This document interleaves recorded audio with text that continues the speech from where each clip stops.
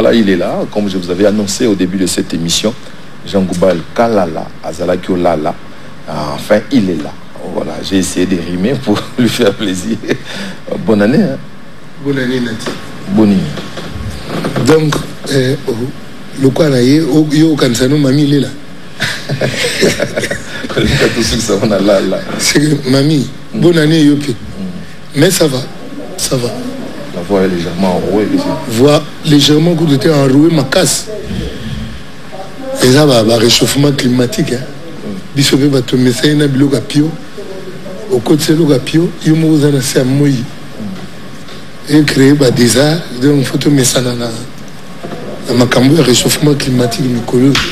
Tu vas voir la ezaleli asika. Le lengue asika rozala.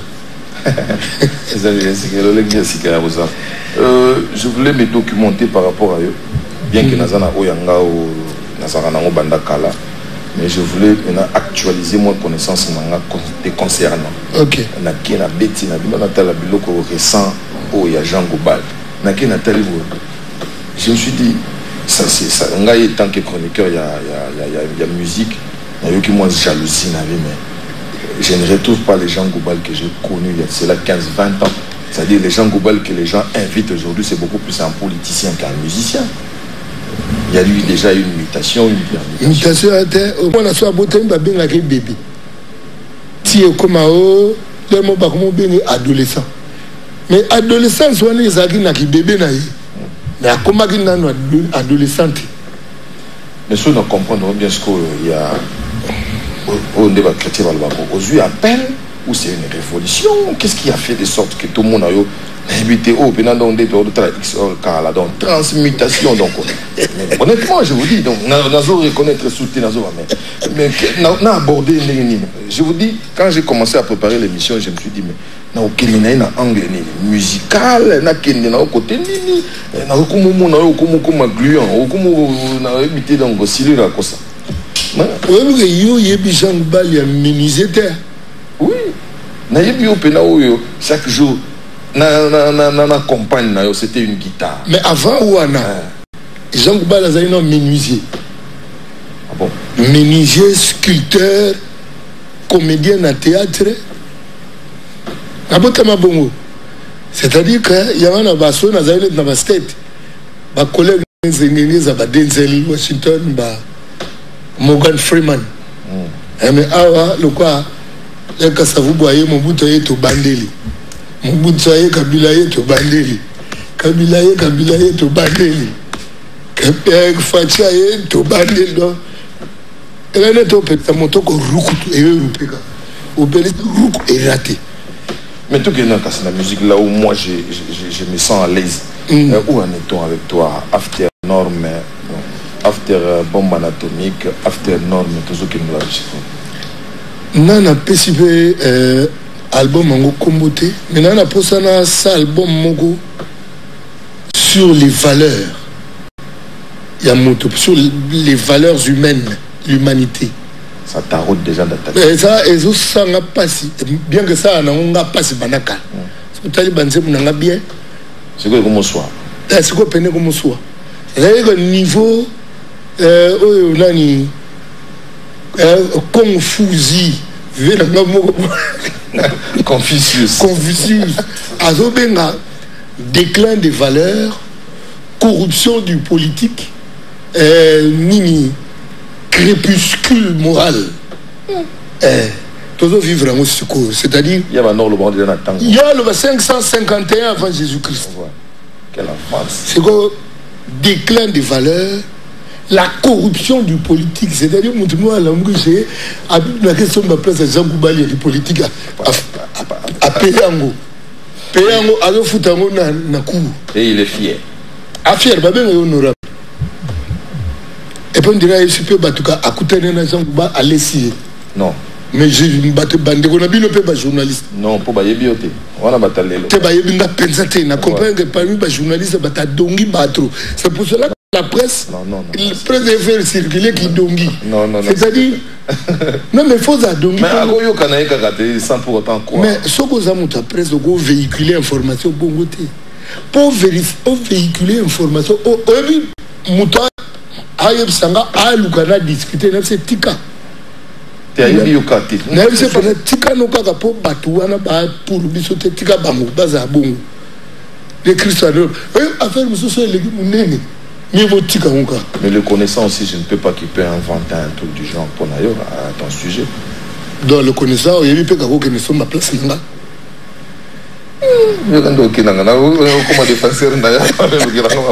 le connaissant fictif budget mais ne fais pas de lui ton ennemi. Il faut que nous tournions la page. Nous avons besoin d'un Jean Goubal. Non, au moins les solos la crépuscule moral. C'est un exemple. Il y a déclin de valeur. Un exemple, il y a corruption du politique. Un exemple, il y a crépuscule. Il y a moral. Je n'ai rien à foutre d'un petit monsieur comme ça, dans Kansaketo. Au bain, il y a un petit monsieur, il y a Mouyibi et puis corrupteur. Et c'est dans ma chair, je ne peux pas oublier ça comme ça. Je le vis dans ma chair, même s'il n'a pardonné. C'est-à-dire que je prends le temps de passer à autre chose. Déjà, on vous entend parler de la sorte dans mon colonel Manasi, Potoyo Kango. Il y a Mario et Kosa. Non, mais il faut que je ne peux pas singulariser et le qu'on suit. C'est crépuscule moral, ils ont généralisé. Toujours vivre déclin des valeurs, corruption du politique. Alors, le membre politique, censé gérer la cité.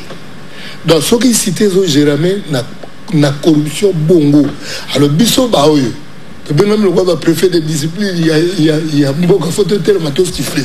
Mais eu égard à ce qui se passe au Congo, ce n'est pas pour te décourager, mais dans mon organisme, il faut en avoir tome. Donc, tome 1, tome 2. Donc, mais au fait, l'album n'a pas bien, ils avaient tome déjà. Les chansons sont complètes. Parce que la question de l'humanité n'a pas ni un moto, il y a la valeur. Tant que moto, Christ a été tourné na likolo. Moto a une faiblesse ou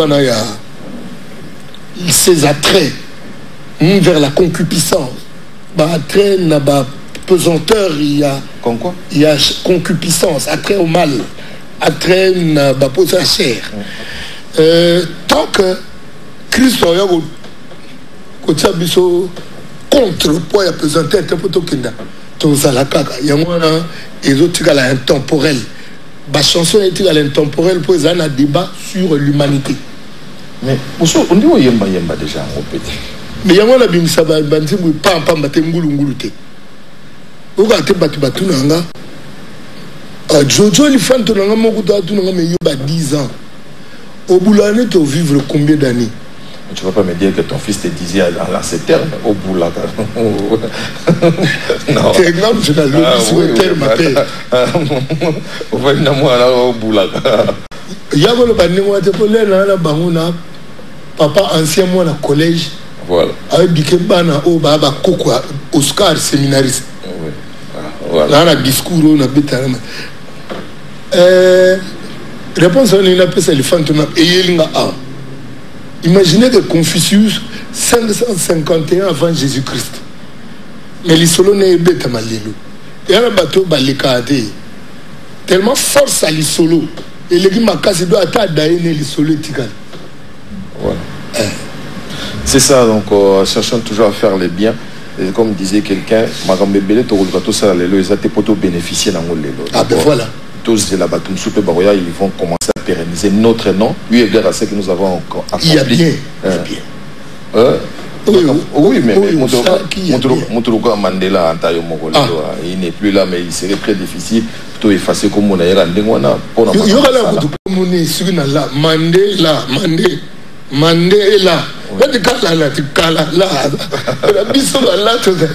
Mais est-ce que configuration, osons imaginer déjà à quoi ça va ressembler c'est vrai que Zakara na style à Jean Gobal donc na on na bilo na on total émission parce que apparemment tu reproches bien sûr la façon de faire il y a Tala Kouana il y a eu aux la bon côté mais tu as déjà une figure combien de chansons est-ce qu'il y a déjà et n'appelle mon asso improvisé dans le studio je ne suis pas contre Batala je suis contre cette facilité ouana il y a un crépuscule moral. Donc Confucius a le bon 551 avant Jésus-Christ. Crépuscule moral, c'est-à-dire. Comment apprendre apprendre la philosophie avec Confucius. Confusi. Donc,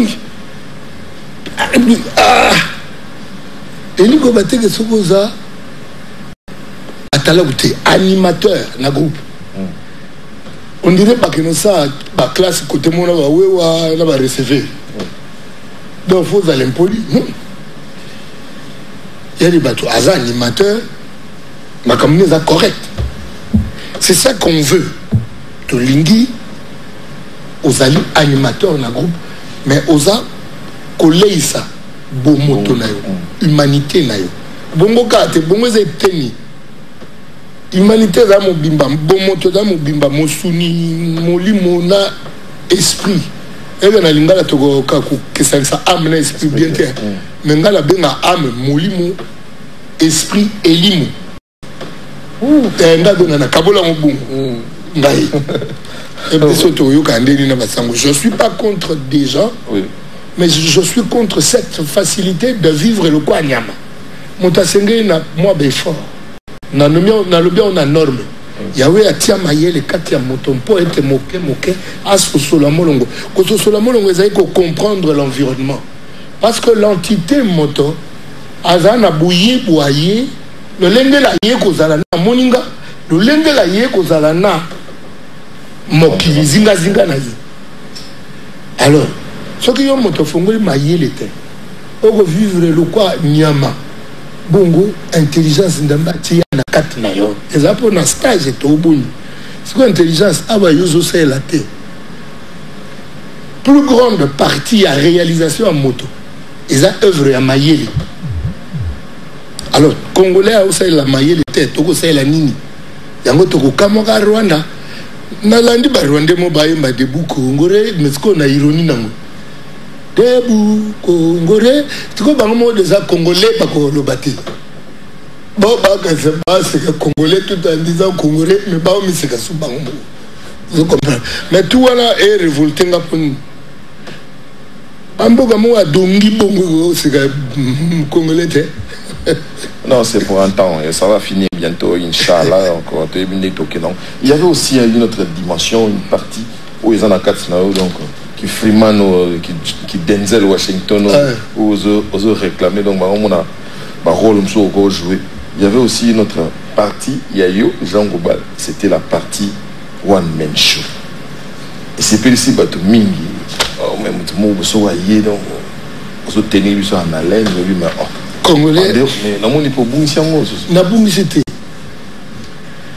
Congolais alingi Jean Gobal ya one man show asepelisa ye mingi combien il donne pour ce plaisir aux amis c'est-à-dire Congolais il y a asepeli mingi lebo aussi ça ayeso yo miye brate c'est qu'on pose na benga idiot ou bien de parce que là mutaroyelo oyo on peut se plaisir wante parce que mikumisa ye moko au futebi mais parce que je permets babi gentleman gentleman now yoka yo to yokana naza affable naza bienveillant aliyo muno kiyuma siko comme on deni ni poto zali na besoin ça MC amo répondre bon gars que on bien ça MC naza pris après MC ils ont mélangé le MC a oyemba le MC ça blague alors pour profiter na boru le quoi Joana miye baté allez pour foutre gimi pour foutre du konda aso kande ana 4 minutes après ça va répondre bien non mais ouais voilà venez à Liwan il y a Liwan oyebi bato bele baozwa kombo me bana mosala te alors Kristo ayebisa bango tika bango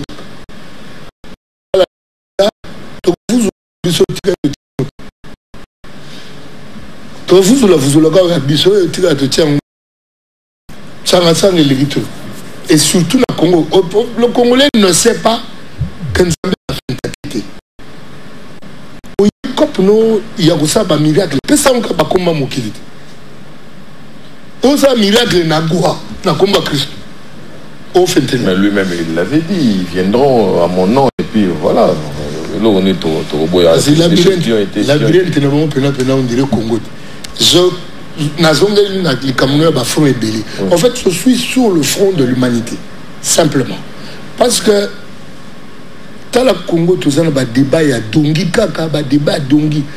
Mais le monde des eaux, le réchauffement climatique, transformation, il y a des conditions, et ça, dû la technologie. Na kuti ozo comme sa technologie nenge ba comment changer médias online inline na bosani banglais on peut technologie ça ba dégâts na monde entier mais biso to kenego to donc ka technologie bango ba oleka biso to donc yango alors que bango ba comme oleka on a mona ba yanke mo ba bwaki fusée mo quoi fusée mo ekeka dongi koi non dit si tu es ça fusée tu kamati bana si tu tini na université c'est comme ma fusée zo salama pas bande la biso fusée ali tout est lelo toujours les étapes à fusée donc il monde les étapes à fusée deuxième poumon mondial mais toujours les bandé deuxième poumon mondial mais na ba réunion est là ba COP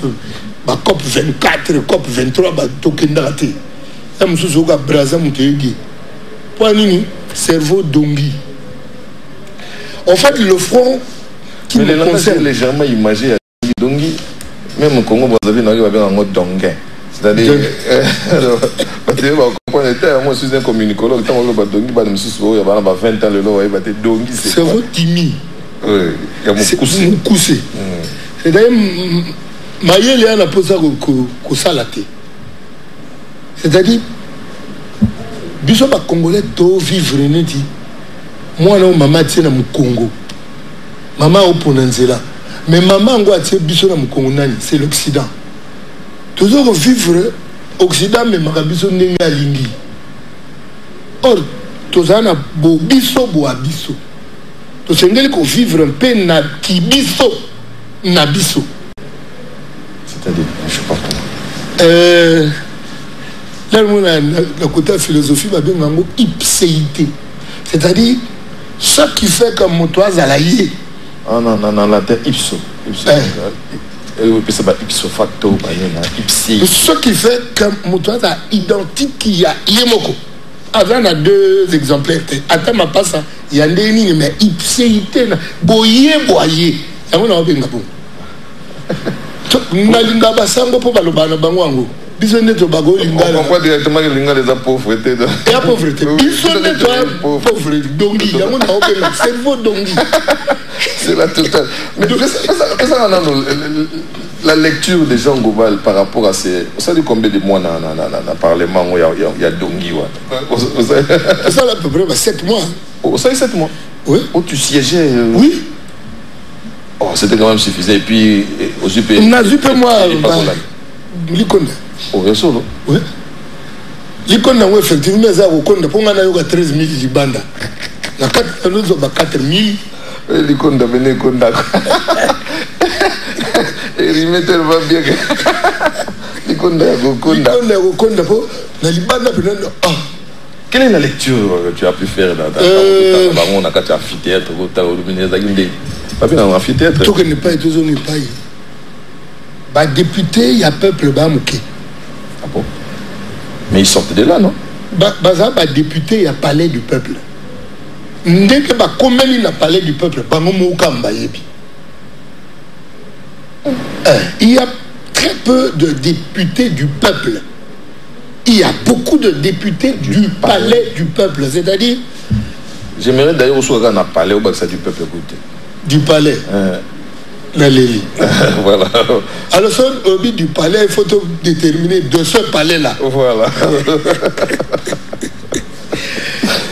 Député Belé, en fait, il y a des côtés que patron n'a pas un peuple. Peuple peut y éviter que patron n'a pas patron, il y a député.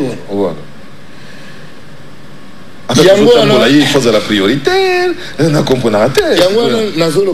Nous sommes des faiseurs de la conscientisation, la sensibilisation forme un rappel. Kozongisa Congolais na moto que oza moto. Kozongisa na moto ya Congolais et aza moto. Atia moto ya boyebi onte ya moto mwai. Wow. Amataka pe moto tukutuku mingi bongo te. Moto ya moto le kwa étoile. Et puis là il na kati ya boyebi ya nzebi na kitoko. Obile no bibo na munu kaki akio. On te salue, donc voilà, je suis avec Jean Goubal, un des musiciens aussi. Soukabando le bateau et tout, c'est la Ming. Donc bon dimanche à toi, Dikando Maboko Bank. Voilà, donc c'est le Congo, Guy Massengo. Yo qu'est-ce que Makambongo? Voilà. Bateau faut Kanga Bango. Dikando Maboko Bank. Oui. Yo Maboko Bank, je dis quoi? Et ça normal, c'est-à-dire que yo maboko banque pour yo celui qui va flatter au bon au libéré moi soir à voir elle est dans ministre moi appelle ça talati ngala zambu konzi na mboka na yo ki yo ministre na nga kombo appelle ça talati kangela na moto wana tunela nga yi yo zo rater appelle ça ba misiami bonga na pe misia ko kende ko zoate kende ko zoa esika ba ofuta na cacher na nga yo zo ndi mozwa ya adversaire na botola siège na te ko ba on est jeté moto wana sala cercueil a tsa komo nga adieu Jean Goubal c'est-à-dire même na zo éducation te arrête je te dis à ça la cercueil a tsa batambola na na Gombe a comment adieu Jean Goubal c'est-à-dire que même na zo éducation te na ko kende zo mbongo ya moto abongo te même na zo éducation te ebisi to yo mo na moni yango batindelinga na nini bazo tamola na cercueil ba koma komona ngali kolo adieu Jean Goubal peut-être il y a quelqu'un qui a su nga sala et plaisir pour joyer attends mutu ya bongo mbongo nina apesa na tekele bo moyi alors que batu basenga na yembela ba chef d'état ba bimba yemba na boyi ya apesa mbongo eza Jean Goubal te la mone tu yo bosana moi la papa Oscar na maman Mbumbu papa Mukambi mama Lombi na colinette na séminaire so na kende zo mbongo ya jomo wacha komo na ngana cercueil adieu Jean Goubal abo mbongo ngo ayibi la l'état côté on comment ozo machaka ba monter tena machate mais attends nga batu ya ministère budget ba yo trouver na bona na djigisa ba abena ba ba fictif bon ba na dossier belé ba fictif il faut l'icône de zonga bon tu qui peut auditer au-delà de ya fouiner bon on parle d'audit à Wetensi comme on dit audit yo le combat audit audit donc auditer c'est comme que ça audit ba tu no auditer allez kanga udia tu kama et ba moi kokanaga au philosophe de makambo azo ba auditer ba pesi ni kanga udia ça c'est la auditer allez kanga udia mais lecteur va le voir aller qu'est-ce qu'il c'est pour ça chaque jour n'a pas tout qui n'ont rien à voir avec l'élection dans la paix. Côté Mouzou, comment on a noté les pambes, il faut que aussi si c'est tout à refaire dans 2023 tout zéro les sous-sous au lembi parce que rien ne dit que en 2023 va être on est au Salamate ou continue. Bon ça est la paix peuple congolais en gros ezaka wana te na biso que wana baza ba député du palais. Mais justement, je voulais en arriver. En faisant de la musique, là où tu vas t'exprimer. Mais je n'ai pas abandonné la musique. Sans palais. Mais justement, tu prends beaucoup de temps, comme Jojo l'a dit. Ozo temps, à niveau mondial, ozo bouleni. Nalinga pe banzemboango bayo kango. Album où est bimé au petit titre énorme, est-ce que le texte. Moi, je communique météo. par rapport à Nzembo, je ne fais pas mes chansons pour nous sepper sa loquette. Je fais mes chansons pour nous soussoumer sa bongo. Alors il faut nous assurer que bongo est yoki. Est-ce que nous avons pas tout? Ah, on ne va pas peine bongo dans Nzembo. Ah, donc il faut que nous yoka. Mais bon yoka a été poil. C'est justement parce que l'animateur, le médecin, on a un texte creux. On s'en rend compte. Mieux que bien artiste. Pour une bête animation, mais justement, on constate encore la voix, mais avec des. Pour y avoir un monde, il y a une captation. Donc, on joue comme un baolo bâti. Mais il y a juste avec des. Oh malo bezo on peut ça on fait ba yoka pour le cas balingi bonke na registre na bango je me suis là na JB na Félix posez quoi parce que Félix va comme bal oui il faut préciser posez quoi tout ça que pas Félix alors les motos sur la ngabi ndeni beaucoup pesa ba animateur na binote ba boule neti ponga na ça examen moko na 4e. Quelles sont les régions drainées par le fleuve Zaïre? Quand Nzembo Luambo Ibale à Zaïre et Banana Chaba qui vous n'a au Zaïre, n'a soit 20 sur 20. Nzembo m't'aider. Pour Nzembo. Mais n'abi ndeni te banimateur ba boire ba client be carré moins 4 tracé delta.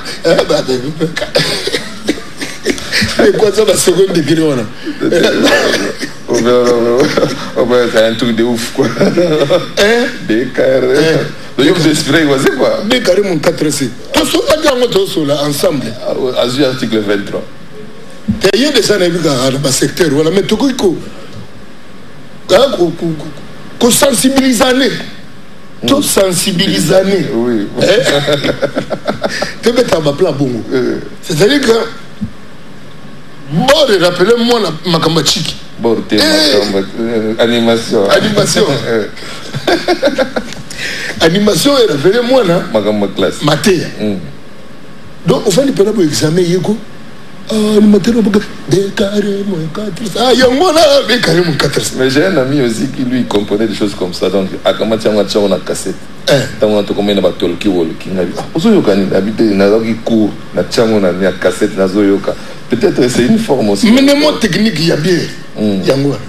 Parce que dans l'article 23, c'est Oazeko qui m'a permis pour ne pas perturber l'ordre public, dans la liberté. Voilà, c'est une forme. Voilà. Oui. Bon, ça on peut l'album ils ont combo. Et puis qui s'amité, il va tout mouiller. Mais l'album qui n'a pas de non jusque là, pas dans le sens il y a l'autre. Dans le sens que non jusque là donc on a le petit combo. Et ça vient à Yana. Oui, vient à Bissau. Donc non le petit combo. Non petit combo. Donc voilà donc l'album petit dans combo.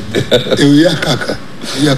Mais na lingo il pas que ça et le belami minimum qui va valeur. Tout comme qu'on se complaît na foule.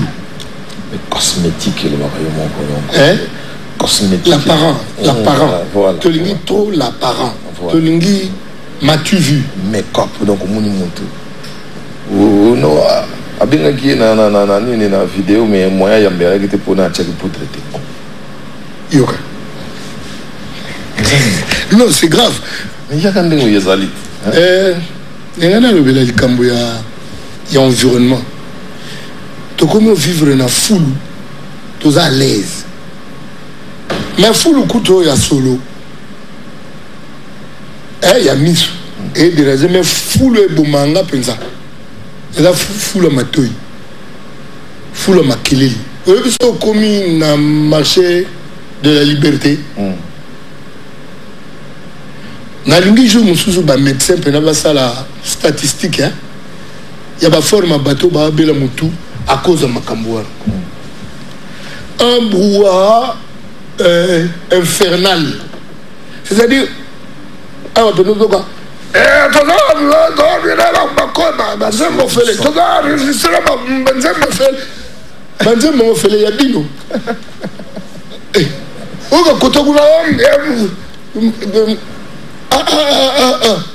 assourdissant. koto yoki nzembo ya musique chrétienne koto oyoki nzambize akukituki kutuntuki ketekidambize koto kuna na kriketi kukudu koto kuna animation koto okote birabo kaneti Congo de Communion.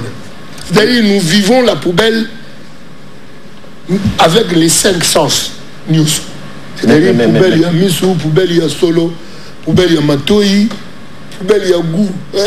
Poubelle il y a goût même ça bon on va préparer à côté à nini. Comme on a vida. La terre elle va chaussette na moto donc là on a mikadi il y a bruit. Donc on y a poubelle.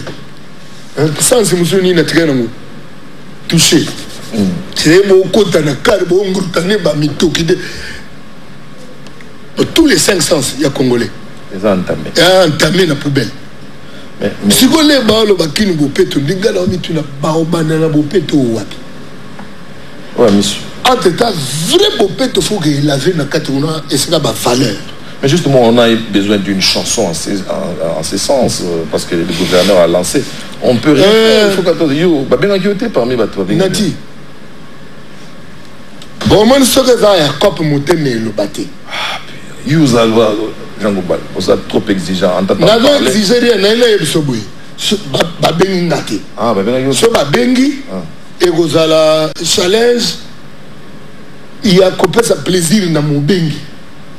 Alors qu'on a à passer un message, mais un message fort, pour écouter par l'âme de l'autre.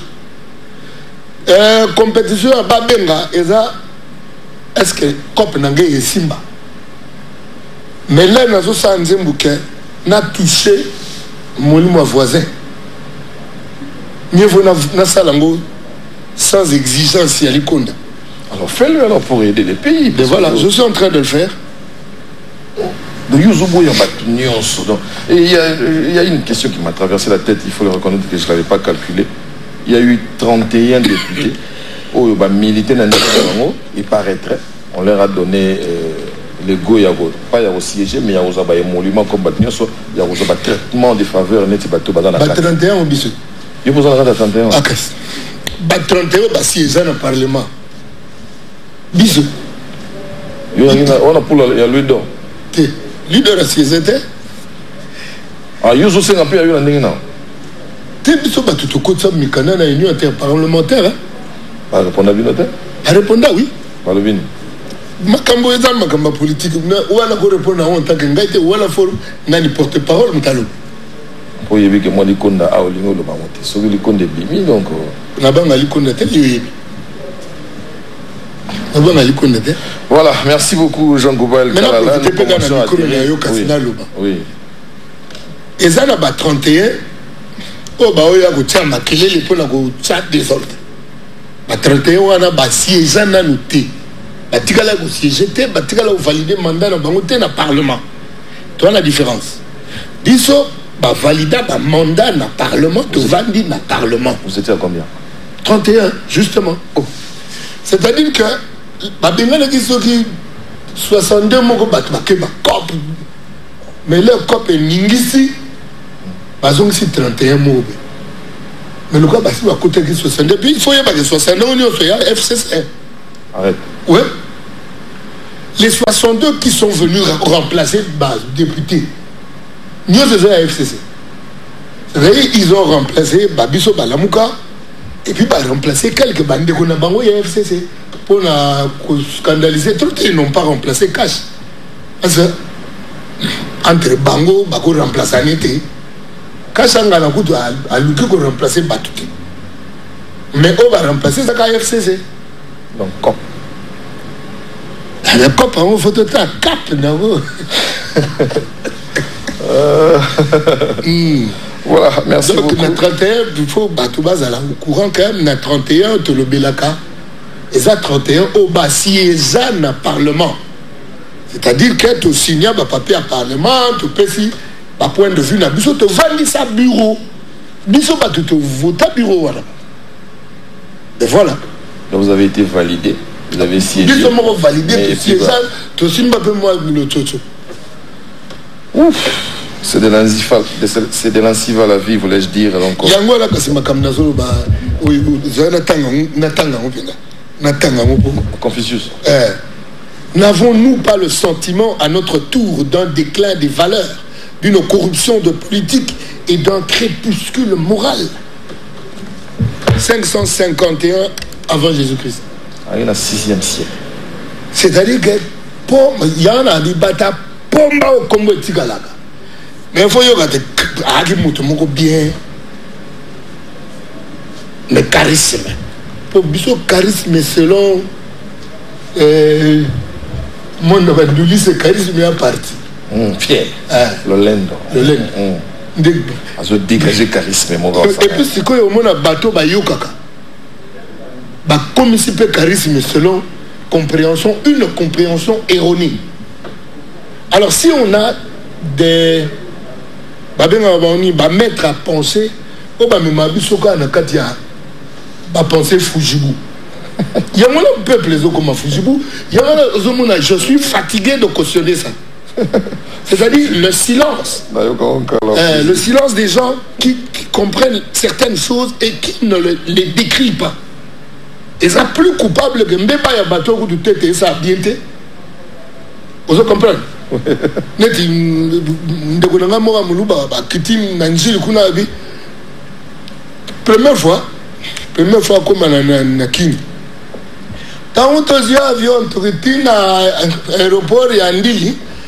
Tant que comme na bandalungwa eloko wana ya mulaibo yo ba bema ka palais du peuple c'est comme ça du boko Mobutu et ça c'est-à-dire mutu alobi ba faire belé malobi rien. Ba kiti l'aéroport ya Ndili ba comme na bandalungwa et c'est comme ça eloko ya munene ya mulaibo yo ba bema ka palais du peuple à le changer. Oh. On a bien changé na bandal. Confucius na confusion ça. A bien changé les na bandal. Et a bien changé on parler du peuple et c'est comme ça du boko ya Mobutu Lumumba. On se comprend. Et puis ami comme les ra bete la bataka ça ikota zonga ga bete la mama solo de bozo boya ga prendre chance de temps en temps na ko mona ga pete na kenda ko yoka ka ba makamunet na kenda na concert ya zaiko na kutina ni jibe mpya na zabo yema nzembo mon kaliye na oyibike jibe na zaiko za usala tabaki ya usaganete pakai na nzembo ya mungazi absolument pakai na kebutala nani soliste ya nani soliste ya bela dakala abi soliste ya bela komone nani Meriju komone na solo kaka ko ite beta guitare. Merci beaucoup. Et moi là ba solo abongo to vivre ngo. Bon, on a pris cet exemple pour tout ce cas. Mais il y a des gens qui se comportent comme ça dans la vie. Parce que la population est zola, ma solo a le kuta bon le quoi vérité. Au moins la villageois ba yé peut mener bazo kako. Ah vieux kabon le banane masula tiensens et il est là na fatigué. Il faut on avait été la bino tour on avait été na kombe. Na pembeni amaya Ndili na kombe wana kaka. Tout ça la leader bon. Oui. C'est-à-dire des gens qui sont en train d'abîmer la pensée du Congolais. Ah, betele masolo pour amener danger. Mais masolo wana yemo ya yebi ya danger. Ya le kuta ezati. Il y a des gens comme ça. Il y a un le balanga naza kokene ba fronyoso. Attends. Muta le bagay mutu wana Jean Goubal akende pa ne Jean Goubal a pesé likonda. Témoin à Jean Goubal femme na yeba signé. Ma femme vient prendre l'argent d'un quelqu'un qui détourne l'argent de l'État et au Pesanga. Elle a manqué respect à Batba Votanga. Ces gens est-ce que ça a pu tenter, qu'on se le dit ici? Comment? Tu as été tenté. Oui, mais la corruption, on dirait Banganga. Namoni Mouta Goula Tamuta Poussan. En tant que Ndouli, c'est pendant si na kuta na Moutumogo, on est story là. Mais story san. Na kuta na Jomogo Boy, comme on est tambola mingi. Aïe, Jean Goubal yembela mpena ane na yoka bayanke bayemba wana na opele au palais. Oh. Il voulait t'humilier ou? Et puis na côté na toilette il y a boîte na côté na toilette na ki prier. Après la monition na fukami wana batu misiki na côté na manto ala na bwilisco pourtant. Na fukami na yebsa kolo yo mto pezi na talent. Parce qu'on a envoyé dans le banni. Dès qu'on aime la merde, ils appellent la liconda entre nous, soit dit. Alors, plutôt loué, donc. Qu'est-ce que je vais dire qui sera vrai? Mais ils viennent te raconter sa vie, donc non, il y a Zabo, il y a Zabo. Avant de raconter ma vie, il faut que de tout, tu veux être en dehors de la réalité à Kinshasa. La société n'a pas. En fait, ce que tu appelles réalité de Kinshasa, c'est cette réalité corrompue contre laquelle on doit lutter. Parce que tous les voisins qui remarquent que nous ne connaissons pas, nous ne vivons pas la vraie réalité du vrai Congolais. Nous sommes en train de vivre la réalité à ma petite bateau, ma cerveau à Dongi. Nos dirigeants, même il y a une idéologie, même il y a une pensée, il y a un cerveau à Dongi. Quand on dirige, Belete Ovani, avec Marcel Liaou Bagika. Quand Marcel Liaou parlait, on sentit que Mouta Lobao, Joseph Albert Maloula. Sur Albert Maloula, Lobao,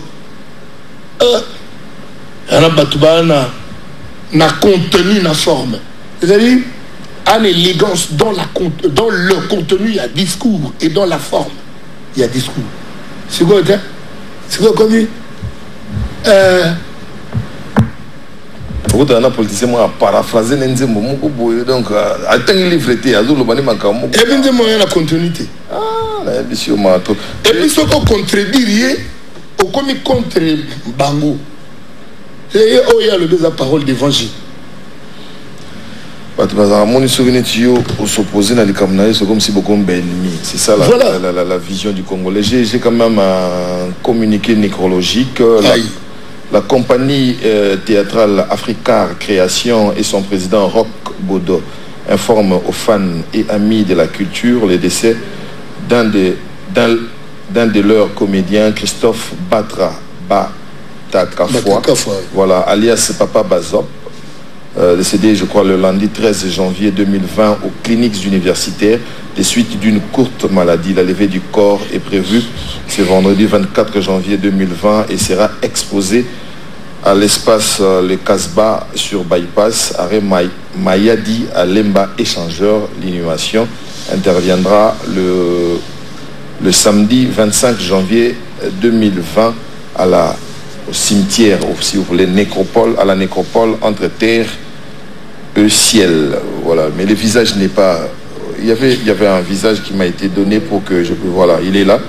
Et nous présentons donc nos condoléances, bien sûr, à la grande famille théâtrale de notre ami Roch Bodo.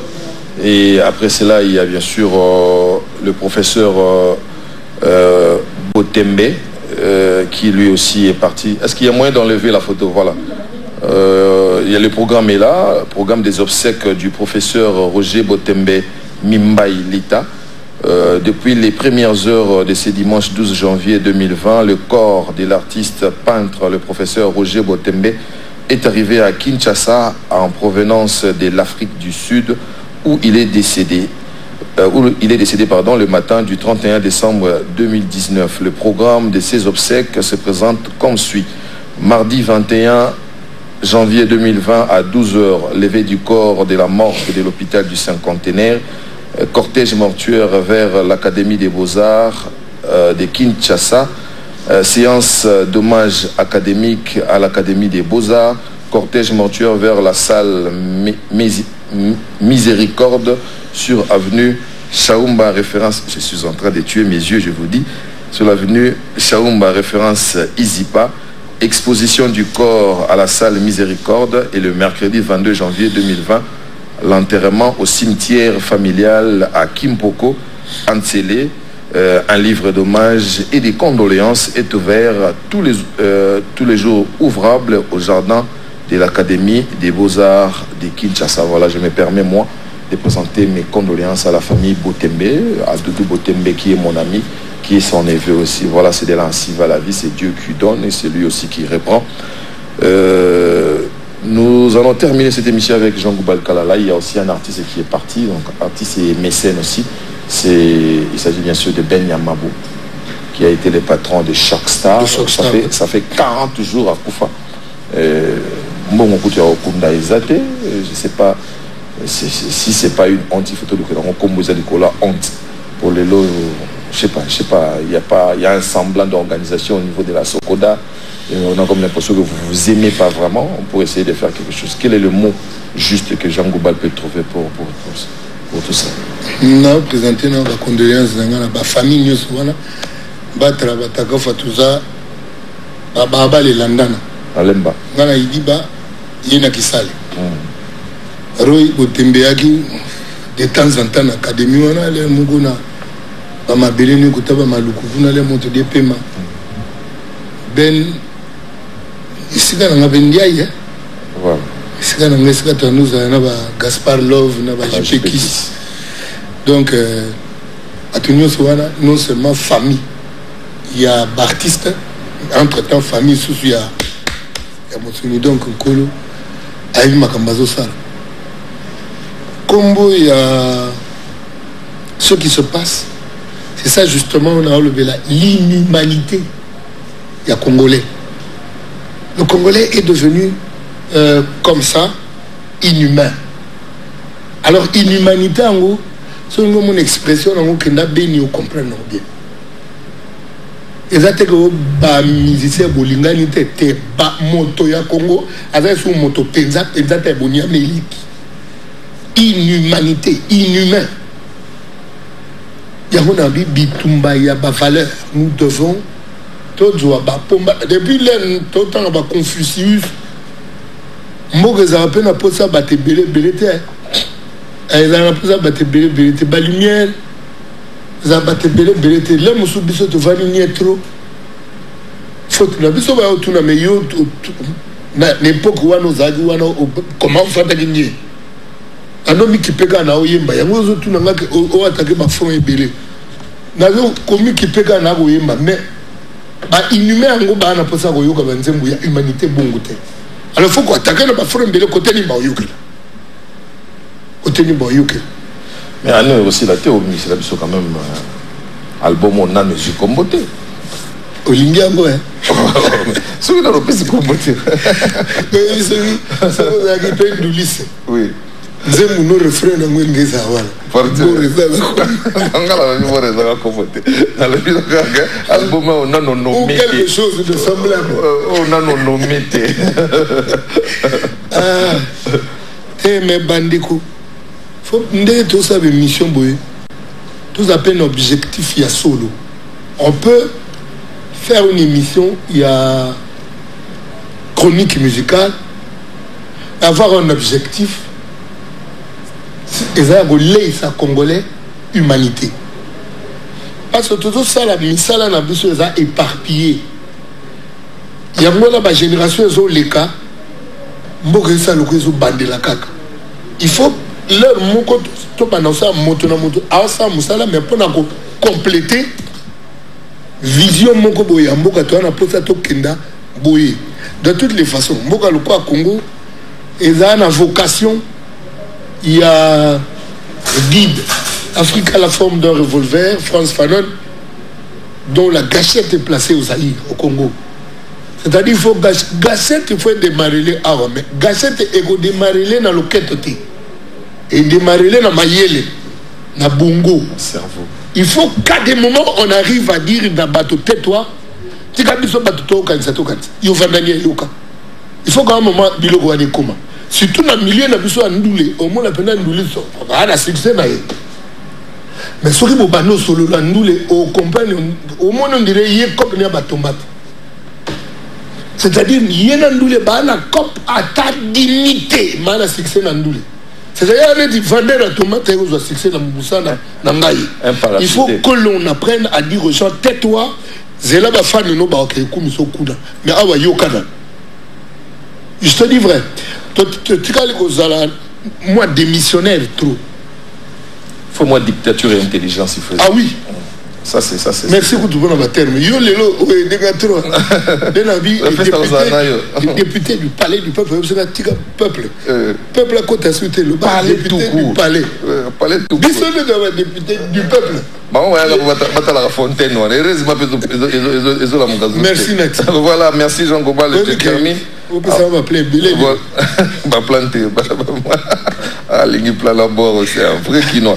Il y a Manda Chante qui joue tous les vendredis à partir des 18h à l'hôtel Finesse à Bandal. Si vous aimez bien sûr la voix de Manda Chante ou son répertoire, on va essayer de faire un petit tour tous les vendredis. Et ce qui est bien, il respecte l'heure. Aux alentours des 18-19h, il est déjà là. Et 20h, les premiers sons. Minuit à Tiki déjà, dans Sourboza, Bateau, Boza, Kaba, After. Au Koutaï, à Sakei déjà. Merci encore une fois à la maison Gebel et de notre ami Georges Batouangamo qui essaye aussi de faire quelque chose pour Manda Chante. Donc tout à l'heure, on se retrouve à Maringa 83 avec Jerry Bimpoke, Namastarangaï, les Kimbanguistes avertis, Doudou Crispin Douda, bien des bonnes choses à toi. Merci à Rodan Kuba, merci à Electromas, à Pichen Matalatala Matos, merci aussi à Xavier Lopez, merci à Serge Tataki Bokolo et bon séjour à Kinshasa. À Ali Toumba, Moukeba, mon beau-frère. Tout ce qui est un petit mot aussi dans mon micro, réseaux sociaux, Sidi Keliba, la chante de l'éternel. Et ceux qui ont des mises à jour. Non, la chante de l'éternel, c'est pour Bango Bami Bengibo. Na considéré tokomi na maladie ya komi pesa ba kombo na kati na ibandela na kati na baki congolais alingi ba kombo malingi mosala te. Il y a plein de gens qui s'appellent Bassali Nankolo, mais Kolo Ebi Bangote. Moussa Ndé Pesa Kombo. Hein? Moussa Ndé Pesa Kombo. Moussa Ndé Moussa au moins il peut se Kombo. En fait, Kosale Nankolo, Eza Masolo et Obetate. Eza Ezaleli Nayo, Eza Leli Nayo. Yango Moussa. Yango nga benga kamutute, o ya mi benga ka musicien chrétien, Eza ngata, nga kuto le musu ewane ko bunga. Et ya chrétien. Mon ami était musicien crétin. En fait, c'est-à-dire que il y a le coup, il y a chrétien. C'est un problème.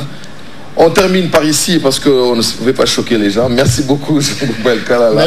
Égal à lui-même. Pardon. Oui. Nalobi, soto chokanite, to flatane kaka. T'as ici quand tu commis na Congo. C'est-à-dire que le Grand Congo est comme au le Kaboyo. Vraiment, Rwanda, pena. Hein? Oui, bisonne tout tanga. Ni ndenge ya golia ya ba cellule et ben nous coexister modèle ya phagocytose, c'est-à-dire cellule o amune na zawa o amukate mapemeni siko o amune na zingi à côté na kati ya cellule ya mune a digérer ya phagocyté akamurwa na lugeza wana suka comme maintenant Congo a phagocyté Rwanda siko communauté internationale no balzu. Il y a même Lucas à la Congo, ça voilà, merci beaucoup Jean Goubal qui a été d'un apport, je dirais, louable. Merci à vous aussi, amis téléspectateurs qui avez suivi cette émission. Je crois que c'est la deuxième émission de l'année.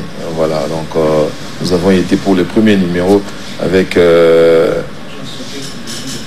Voilà, donc j'ai été avec Adrisha Tipo.